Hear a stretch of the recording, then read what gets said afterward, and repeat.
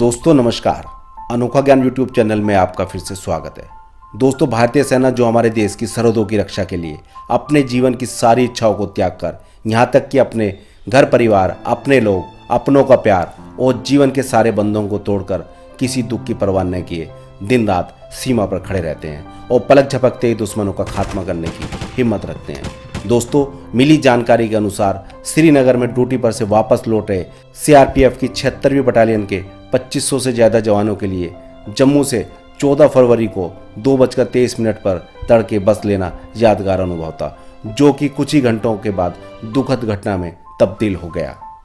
दोस्तों, सीआरपीएफ के सूत्रों ने कहा है कि केंद्रीय रिजर्व पुलिस बल के 78 वाहनों, जिसमें 16 वाहनों को जोड़ा गया, जब दोपहर 2:15 पर कांजीवुर पहुंचा, लेकिन काफिले को लगभग वीरान सड़क से भेजना असामान्य था।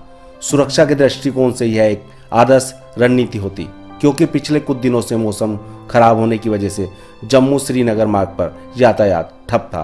काफिला घटना से केवल 1 घंटे दूर कांजीवुर से करीब 60 किलोमीटर पर पुलवामा के लातपोरा में था। दोस्तों, ऐसा प्रतीत होता है कि काफिले की सुरक्षा को करीब करीब हरी झंडी दी गई थी।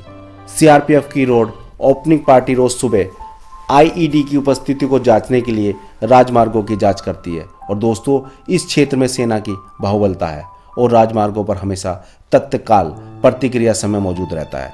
दोस्तों, काफिला जैसे ही श्रीनगर से 27 किलोमीटर पहले लेथपोरा पहुंचा, एक पीछा कर रही विस्फोटक से भरी कार ने काफिले के 5वीं बस को बाईं तरफ से टक्कर मार दी। और दोस्तों, विस्फोट में दूसरे बस को भी नुकसान पहुंचा, लेकिन कोई नहीं जानता था कि यह गोलाबारी किसने की।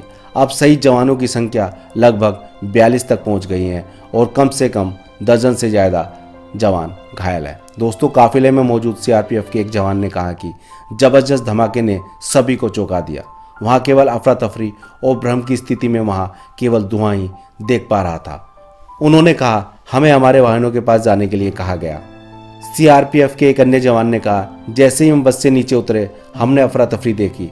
हमने हमारी साथियों को बुरी तरह से जले कटे हुए अंग देखे और सुलगती हुई आग देखी। और दोस्तों, विस्फोट के तुरंत बाद पाकिस्तान स्थित जैश ए मोहम्मद ने हमले की जिम्मेदारी ली।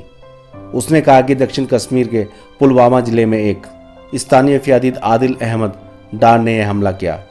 इसके साथ ही संगठन ने डार का एक वीडियो भी जारी किया। दोस्तों, हमले की जांच कर रहे राष्ट्रीय जांच एजेंसी के सूत्रों के अनुसार डार ने संभवतः 150 किलोग्राम अमोनियम नाइट्रेट सुपर 90, एक उर्वरक जिसका कम तीव्रता के धमाके के लिए प्रयोग किया जाता है। दोस्तों, इसलिए एनआईए सूत्रों ने पुलवामा हमले में आरडीएक्स के प्रयोग या 2 विस्फोटकों की संभावना से इनकार नहीं किया।